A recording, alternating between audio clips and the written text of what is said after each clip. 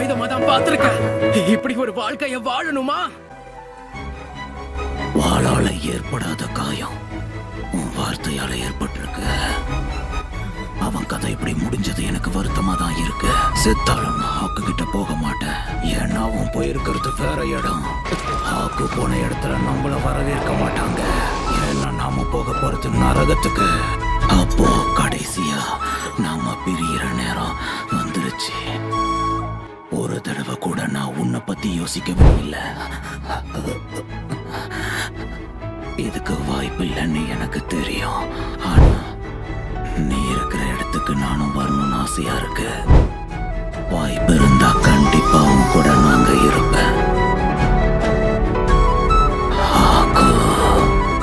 யாருக்கு தெரியும் ஜாபுசா, ஒருவேளை நீ அவன் கூட சேரத்துக்கும் வாய்ப்பு இருக்கு. முடிவு யாரோட கையிலயும் இல்லை.